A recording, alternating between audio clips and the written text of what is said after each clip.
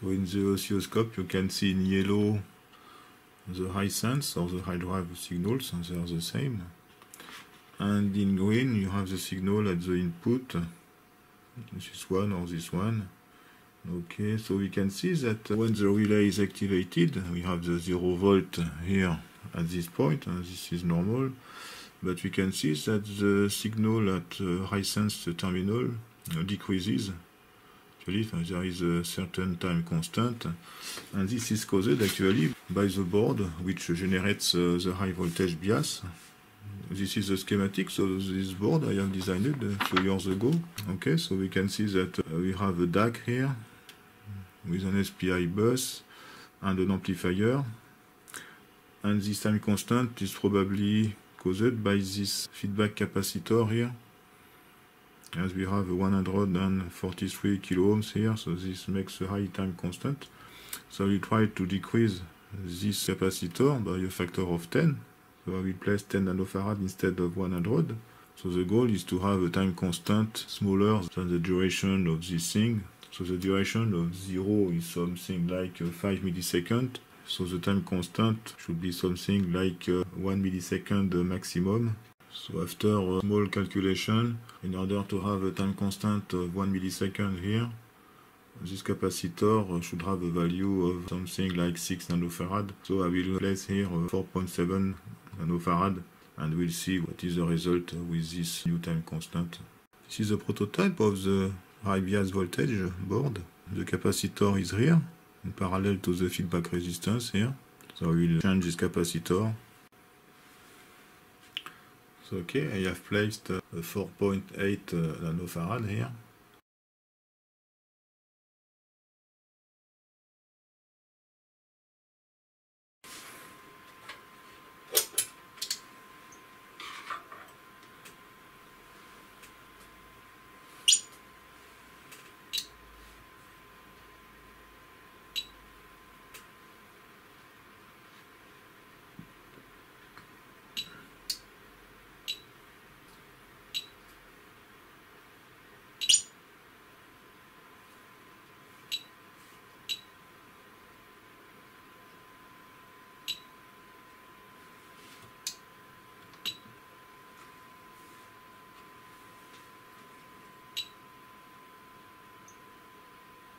Okay, so we can see that it is much better.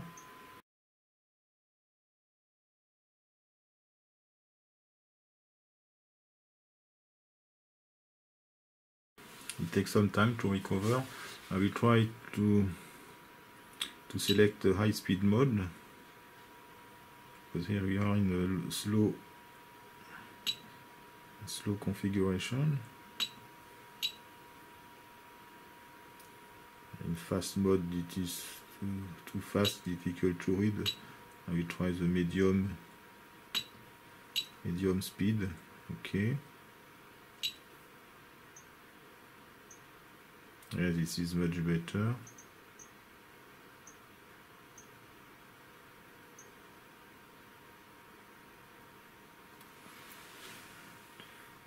We can test with the transistor, for example.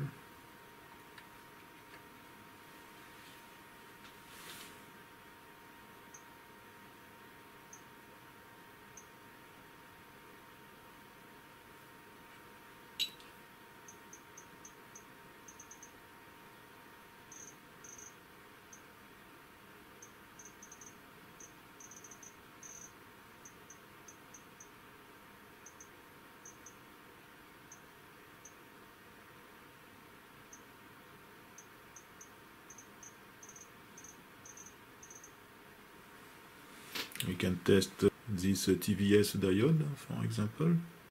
It's a TVS diode 400 volts.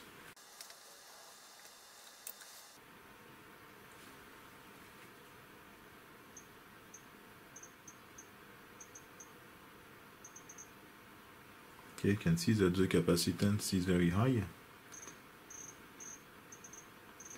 but it decreases with the bias voltage.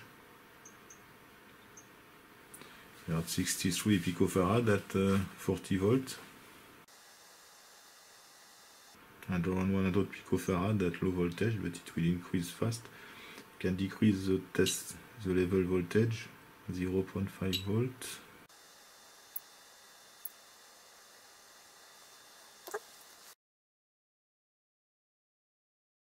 I have designed a board for that interface, as you can see.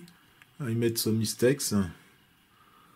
First, on the 5 volt regulator, I have exchanged the input and the output. So, as the part is symmetrical, I have flipped this part. So I have bent the 8 terminals and I have soldered the part upside down. And the second mistake is the permutation on the DAC between the data and the synchronization pin. These two terminals here, I didn't check the symbol. Pin 1 is the synchronization and pin 3 is the data input. And I made another mistake concerning the footprint of the DC-DC converter here. There is a shift of 100 mils. So I have prepared a small plate for the rear. So this will be similar to this interface, for example.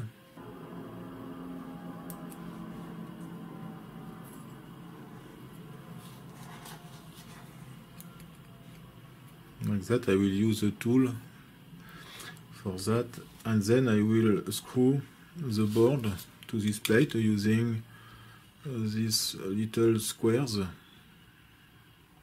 with M3 thread. So first I will crimp these inserts.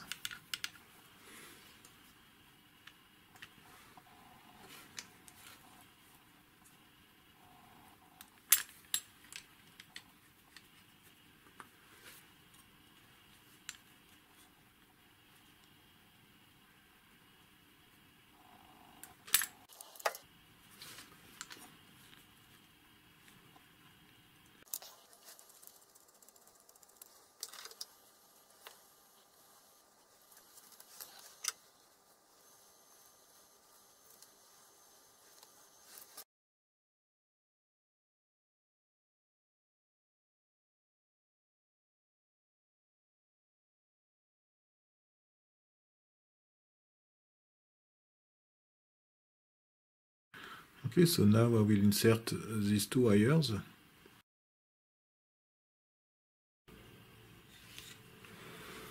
The HO 218 is ready now, as you can see.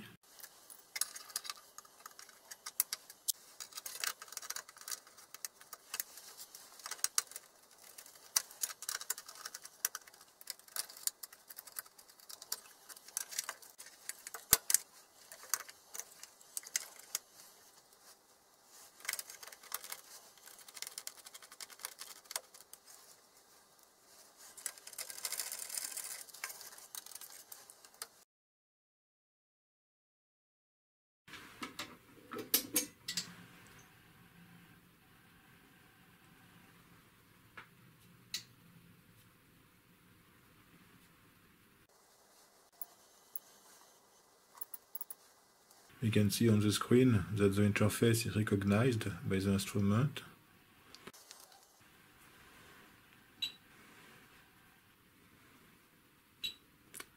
So the bias is external. Okay, we can check the accuracy of the bias. I will connect the Kelvin test clip to the DMM. Okay, for the moment the bias is 0. I will increase the bias. Here the bias is 10 volts. You can see we have 10.001, 20, 30 and 40. Okay.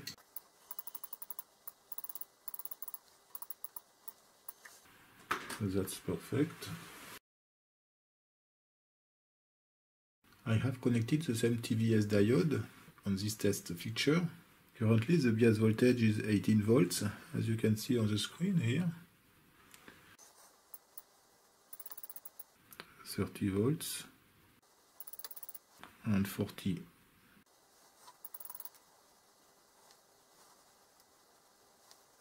10 volts. This voltage bias up to 40 volts is interesting. For example, if you want to test some semiconductors, it is also interesting for the test of the dependency of the capacitance according to the polarization voltage of the capacitor. It is also possible to set this voltage through the communication. Thanks for watching and see you next time. Bye bye.